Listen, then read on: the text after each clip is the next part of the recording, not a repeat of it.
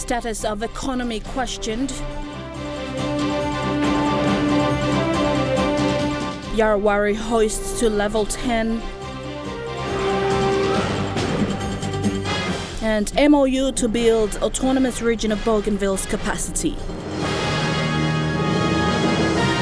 This is National MTV News with Helen Seah. Good evening and thanks for joining us for Tuesday's news. The Iarowari Agro-Technical Secondary School has elevated its status to a level 10 school. Iarowari becomes the first and the only technical secondary school in Central Province and only a school in PNG to be formally registered as a technical secondary school in 2019. Today marked a significant occasion for the school on its declaration. Located on the plateaus of Sogeri behind the Misty Mountains is the Iarowari Agro-Technical Secondary School, one of the oldest schools in Central Province and in Papua New Guinea. In 2015, the school changed status to secondary level and aired its first grade 11 classes, which successfully graduated in 2016. In 2019, the school registered as a technical secondary school to run TVET courses parallel to the secondary curricula. The school has over 800 students and more than 65 teachers and remains as one of the first schools in the province that serves students from all parts of Central.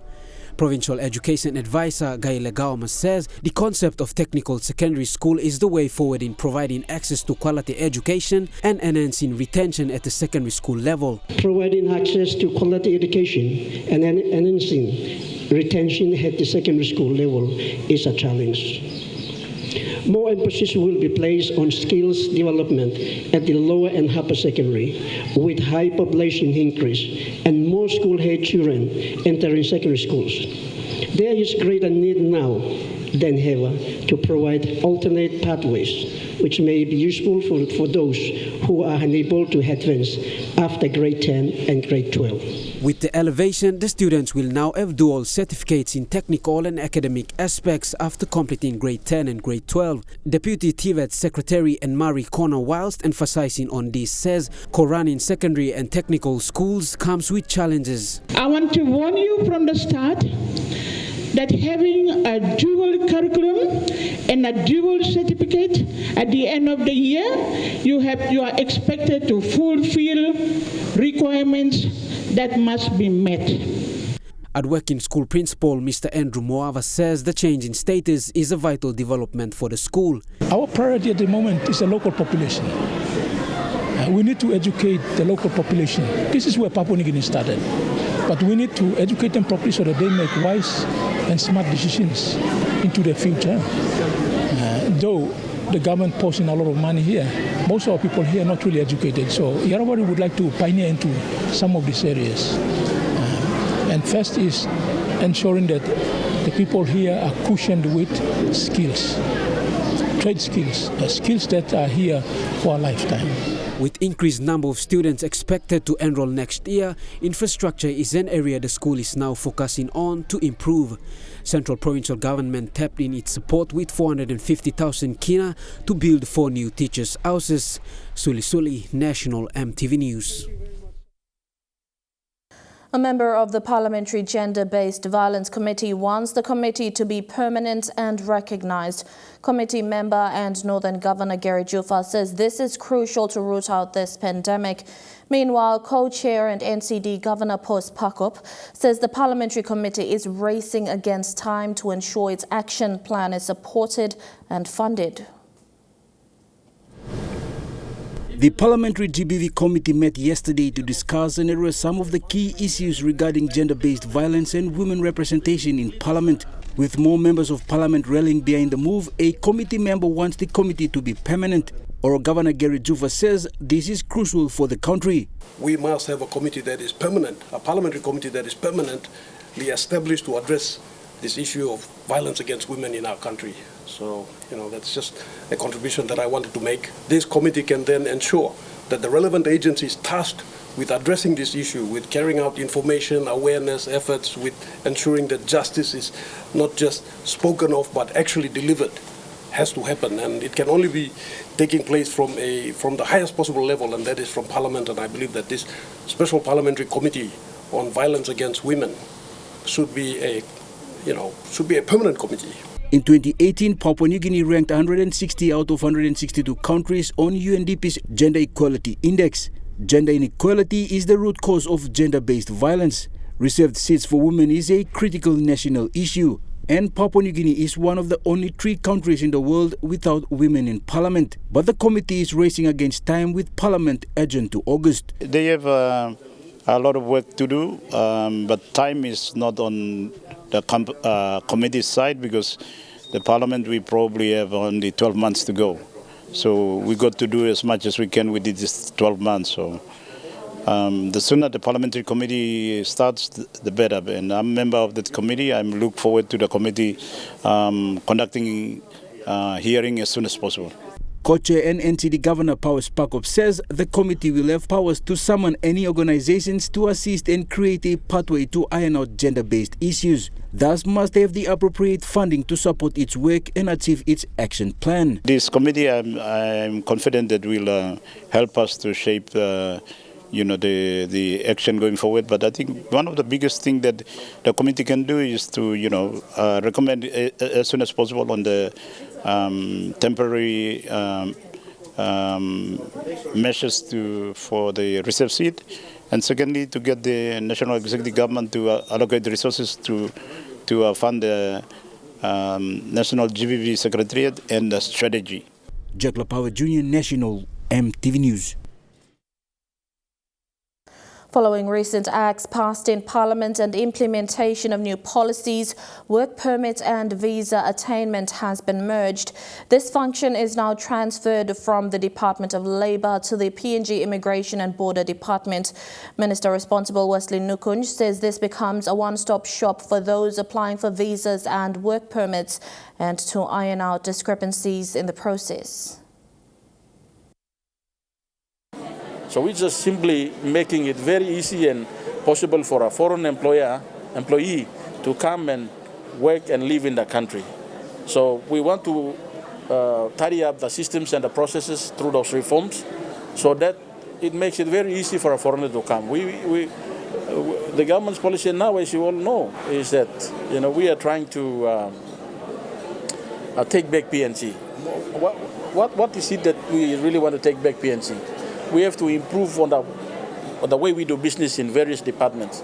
So immigration is taking the lead in trying to take back PNG in where there's some deficiencies in the way we do business in our department. 2 ambulances and a portable X-ray machine arrived on a Royal Australian Air Force jet yesterday in Port Moresby. The V8 Land Cruiser ambulance will be used by St John to cover Port Moresby and Central Provinces. The other ambulance will be sent to St John Station in Lae, then will be taken to Kundiawa and Simbu for the hospital. The X-ray machine will be for use at the St John Nightingale Centre for patients in NCD. But again, it's made possible with the great support of everyone standing here today, and we'd like to thank the Health Department, the Australian Government, the Australian Defence Force and the partners with us here today, Digicel Foundation and the Gaming Control Board.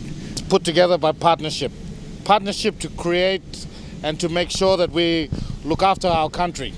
And the ambulance service is probably a very important service that is needed in our country, and I'm glad to hear that one of the ambulances is going up to Kundiawa, where our Simbu people will be used. It'll be used up there for our Simbu people. We're very proud to partner with St John's. We're doing a lot together at the moment in PNG to address the COVID pandemic. We've worked together to establish the Florence Nightingale COVID Centre, and we're also working together on testing capabilities too. And of course, the government of PNG, we're so proud to work together to confront this really terrible disease. A woman from Tari in the Hela province has been arrested and charged for the abuse of 1.3 million kina belonging to the Juha Special Purpose Authority. Mrs. Jenny Kila, aged 50, was charged with 1 count of false pretense, 1 count of conspiracy to defraud and 1 count of misappropriation. This is the second arrest as investigations continue. In January 2020, a payment of 2 million kina was paid into the Juha Special Purpose Authority account. It is alleged that the Deputy Chairman and Treasurer Ben Iarowari resigned and illegally appointed new signatories, which Jenny Kila was one. An illegal withdrawal of 1.3 million kina was executed. Mrs. Kila was arrested in Port Moresby, questioned at the National Fraud Directorate and charged. She is in police custody at the Boroko Police Station and will appear before the Waigani District Committal Court this week. Authorities who said been allowing whoever the authorities, whoever government officers, whoever the ministers, whoever the members who said been colluded whatever is police matter now. Police are doing thorough investigation. This is the second arrest into the abuse of funds from the Juha Special Purpose Authority. Meanwhile, the court has declared Peter Andama as the duly elected chairman and the reinstatement of Alex Arabia as treasurer. The duo are now working to align the objective of the authority and serve the people. We are willing to work with Department of Provincial Affairs, the good minister, Honorable Pilenenegi. We will work with you. We are trying to work with our Department, Provincial Affairs, as a custodian of SPAs. Jack Lapawe Jr., National EMTV News. You're watching National EMTV News. We'll have more stories after the break. Stay with us.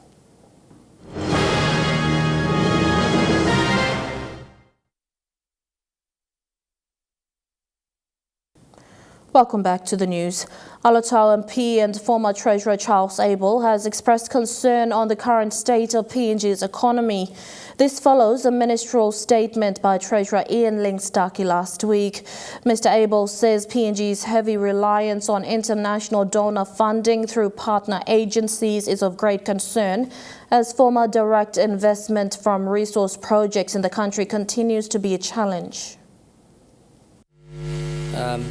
Treasurer Ian Lingstaki responded to questions asked to him on the first day of a 2-day parliament sitting last week on the state of PNG's economy in light of the COVID-19 pandemic. Much of the concerns were raised on the government's borrowing and COVID-19 funds expenditure. Additional costs, borrowing costs have been built into our medium-term fiscal framework that's been set out in our responsible and responsive 2021 budget. COVID-19 has created a massive 6.8 billion kina hit on our revenues over the next 4 years. In addition, it has added to our expenditures by a further 1.8 billion through 3 years of COVID-19 packages of 600 million kina each. The Treasurer also presented a ministerial economic update during grievances debate on the second and final day of last week's Parliament sitting, in which Parliament has been adjourned to August 10. In the Treasurer's economic update, he said PNG's economic stimulus plan helped stimulate the economy, saying it was the vital ingredient for helping turn around the economy from the recession of 2020 with a negative 2.9% fall in PNG's nominal economy to the expected economic growth of over 10% in 2021.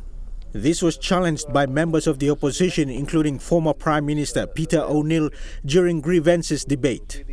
Former Treasurer Charles Abel, who arrived in Port Moresby on Thursday last week from his electorate to join the Parliament session, was surprised that it was adjourned after only 2 days of sitting. He has raised concerns on Treasurer Lingstaki's update as well. It is understandable that the challenges that the government has been facing in terms of COVID, particularly after 12 months, but the current government has been in place for 2 years now. And we have seen quite a dramatic escalation in the debt. We have accumulated in 2 years alone, I think, an additional 9 billion kina in debt. Mr. Abel is concerned about PNG's continued reliance on funding from outside of the country and the increasing debt.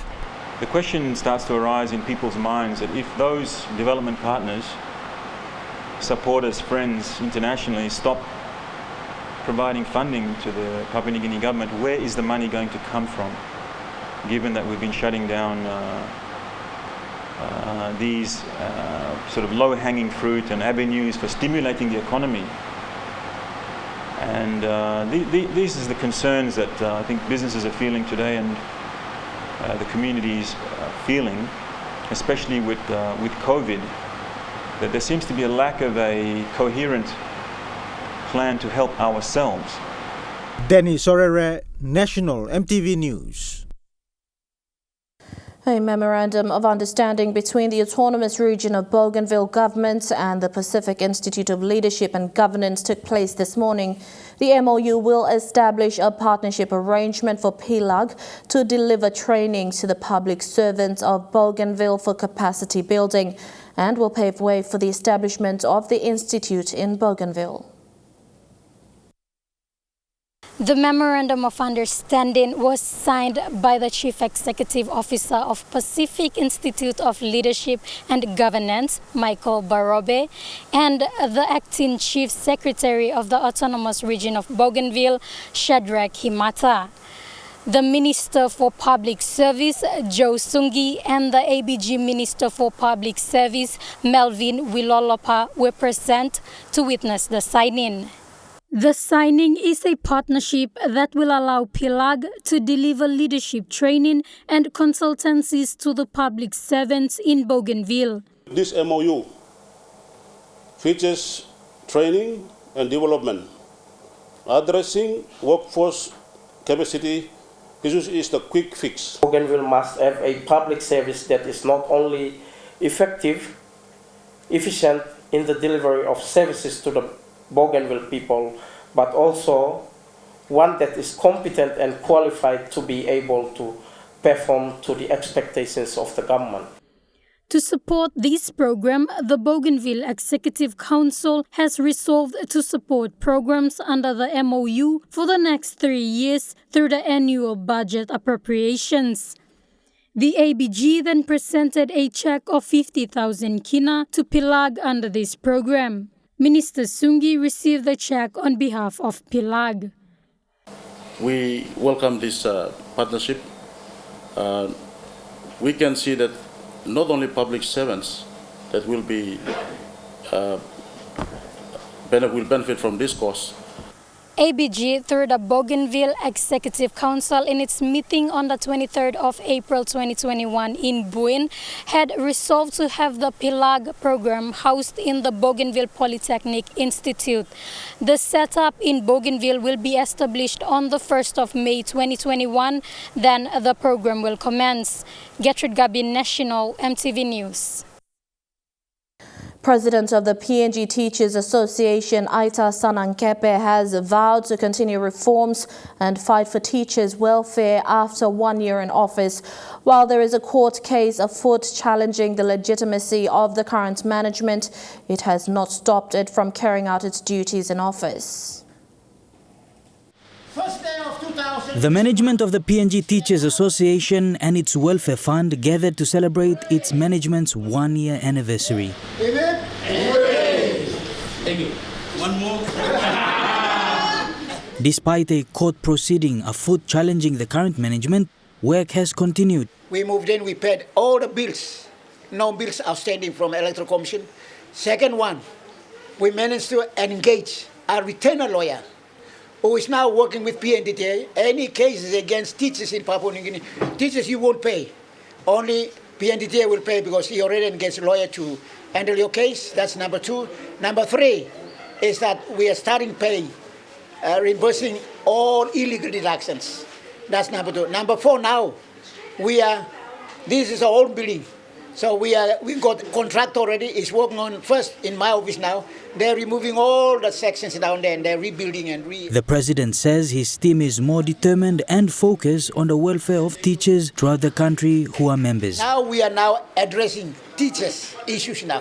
log of claims. As I speak now, I have my general secretary, and we brought my team now established, and tomorrow they're going to walk into log of claims, the outstanding claims from 2019, 20, 21. And once it's ready, we're going to forward it to Teaching Commission. Even if they don't want to open the door, we will by means push it in and then lodge the teachers' outstanding claims. He highlights one success is the push for teachers' health during the pandemic. On behalf of teachers in Papua New Guinea, I thank the Minister for Earth, who came out clearly and he said yes, they will provide PPE to all schools in Papua New Guinea. The PNGTA executives also asked its staff to work together as a team so that many of its aspirations for teachers remains paramount. Bradley Valenaki, National EMTV News. Western Highlands Provincial Government has a new Provincial Administrator, Elvis Bug. He met public servants yesterday and instructed them to follow the general orders of the Public Service Act. Public servants from the Western Highlands Provincial Administration and the District Development Authorities were at the Couple House to meet their newly appointed Provincial Administrator, Elvis Bug. Bug outlined strict standards and guidelines for public servants to follow. The first is to be punctual at work. He will introduce a clocking system so that it can improve the public service delivery. I came in at 8 a.m. and then I left at 5 p.m. for the last 2 days. But in the office here at the second floor, I couldn't see many people here. Only a few handful of people who were here, and they left at before lunch. Another set of standards is for them to be well dressed. Mr. Bug also told his public servants not to be involved in politics, but maintain neutrality and follow the public service general orders. Any public servant who wishes to support any politics or whatsoever, they must do politics at the right places. Bug says this is the first meeting of many meetings, so public servants are reminded of their duties. A letter of insubordination will be issued to the managers and team leaders if they do not comply with the general orders. Vasinatha Yama, National EMTV News, Mount Hagen. The people of Ulingan in Bogia District, Medang, were challenged to carry on the legacy left by late Judge Justice Nicholas Kiriwam. President of the PNG Surf Association urged the community to work on projects he had set up and built. He made these remarks during the judge's funeral service at Ulingan Bay recently. The president of the PNG Surf Association also announced the Board of Surfing PNG decision to host the Nicholas Kiriwam Memorial Invitation Surfing Classics. Andrew Abel says this is to keep the judge's legacy alive and the work he had done. The Board of Surfing Papua New Guinea have consulted, and apart from the World Surf League event, which is held every 2 years, which the next one will be in KVN, so it'll go to New Guinea Islands and then back to Momase.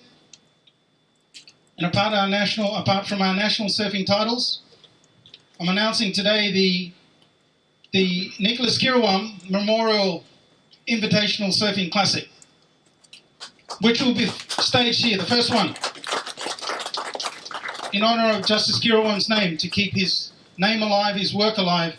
And I'd like to extend that invitation to the Governor and the Chief Justice and Deputy Chief Justice and the Judiciary, and all the people who knew Justice Kiriwam to come and appreciate what one man can do. Justice Kiriwam had set up the Tupira Surf Club in 2018, and it is the only surf club in Medang and is a member of the PNG Surfing Association. The club grew because of his desire and commitment to help his village and surrounding communities with a sustainable income-producing initiative. Whilst I'm on watch as head of Surfing Papua New Guinea, I'm making it my duty to ensure the continuity of Tupira Surf Club to sustain itself, to sustain everything that Justice Kiriwam committed to his people, and it's kept alive. And it doesn't end here when we lay Uncle Nicholas Kiriwam to rest today. This is the beginning of a new chapter. The late judge was the first law student in his community and later on became the judge. He was the third most senior judge in the PNG judiciary. Justice Kiriwam's other projects include the construction of the community clinic and an elementary school, including other community-oriented projects. It reads, Tupira has grown to be a multifaceted operation from the humble beginning of a safe recreational destination for our local kids and unemployed youth getting into drugs by offering them a better alternative to a much healthier and cleaner way of life. The lay judge arrived in Medeng on Friday with a short visit to the National Courthouse before transiting to Tupira in the afternoon. Yesterday, a final funeral service was held at the Tupira Safe Club. Members of the PNG Defence Force escorted the casket where he was finally laid to rest at his own village in Miwok.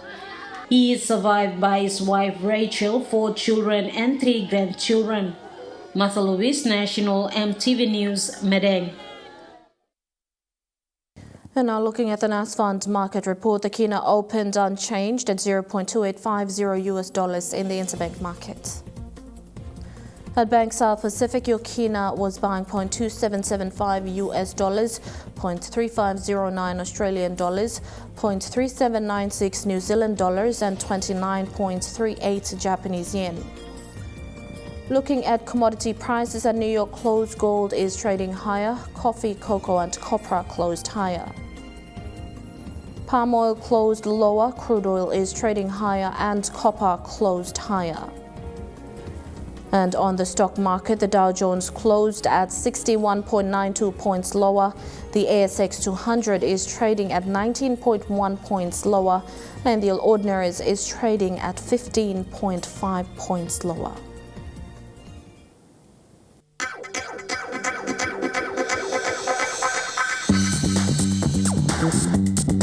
Trukai Sports.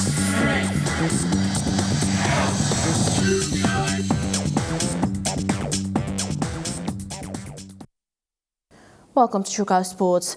It was a convincing win by Roldan Aldea of the Philippines on Sunday, winning in a unanimous decision against PNG boxer Junior Raka. But a rematch could happen in 3 months' time, with World Boxing Association rules allowing Raka a rematch in that time frame. After withstanding a battle for the World Boxing Association WBA Asia Super Featherweight title, Junior Raka is not backing away from the loss to Roldan Aldea on Sunday. The 10-round bout saw Raka standing his own in the ring, lasting the bout, but sadly losing the title to Aldea of the Philippines. Raka was humbled by the experience and asked the promoter, Oceania Fight Promotions, to secure a rematch with the Super Featherweight champion. If me can, stalaan lo promoter me, so me ask him if him can give me rematch, can me la prepare good na. What's me? Win him second time, can? Okay, he follow 3 months. The World Boxing Association WBA have it in their rules that a rematch is possible, with Oceania Fight Promotions eagerly impressed with Raka and will have him better prepared and back in the ring for a rematch. Under the rules, Roldan Aldea will have to defend this belt against Raka in 3 months.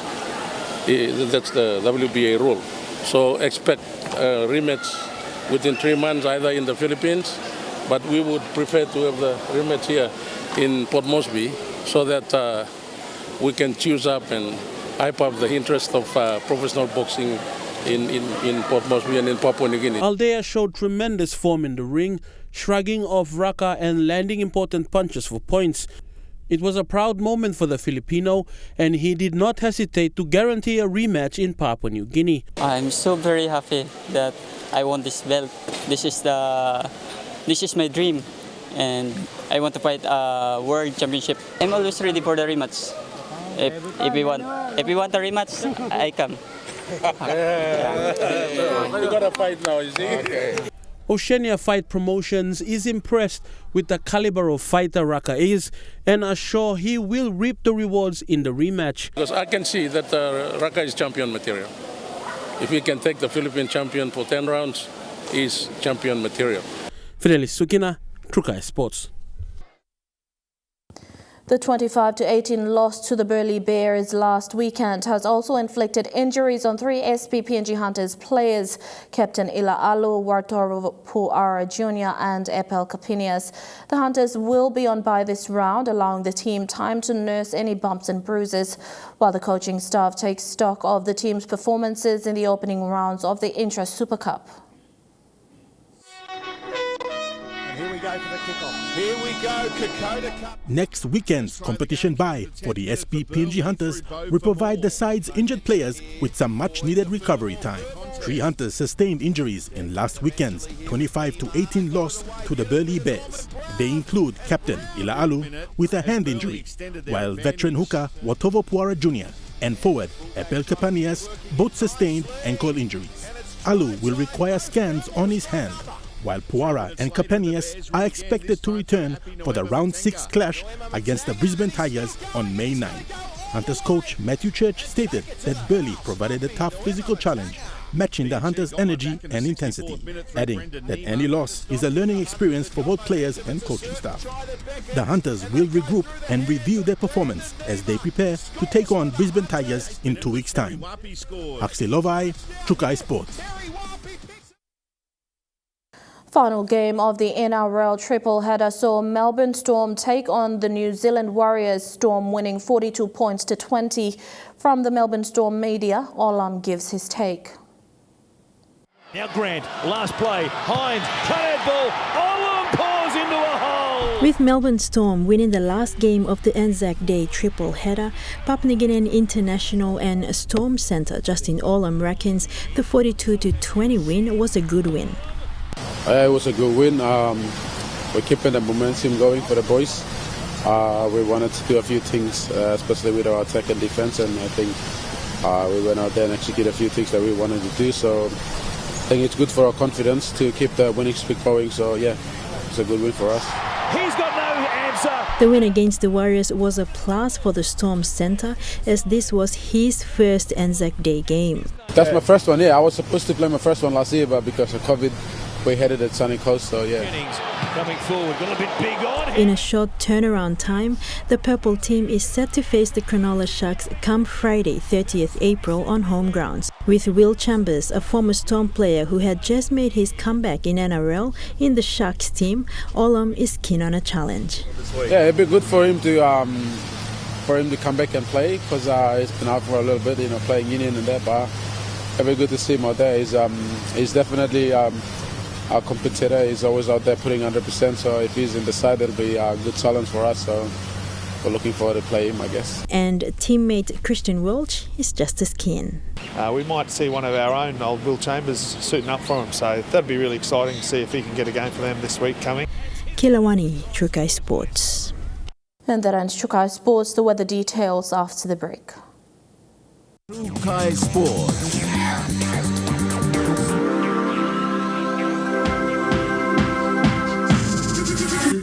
Chukai Sports.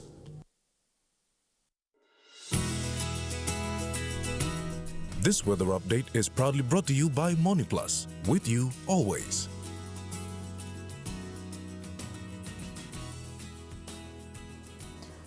A look at the weather forecast for tonight and tomorrow. In the southern region, cloudy with patchy rain in Port Moresby and Kiriwam, cloudy with a few showers in Daru and Popondetta, and cloudy with some showers in Alutau. In the Mamase region, cloudy with a few showers in Lae, showers expected in Wau, cloudy with brief evening showers in Medang, Wewak and Vanimo. In the New Guinea Islands region, cloudy with a few evening showers in Lorengau and Kavieng, cloudy with a few evening showers and possible thunderstorms in Kokopo and Rabaul, and cloudy with brief showers in Kimbe and Boka. And in the Highlands region, cloudy with some showers, then morning fog right across the region in Mount Hagen, Goroka, Kundiawa, Mendi and Wabeg.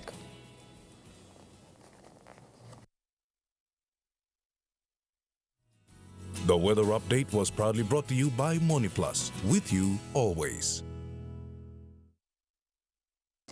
And that's been the news, sport and weather for today, Tuesday, the 27th of April, 2021.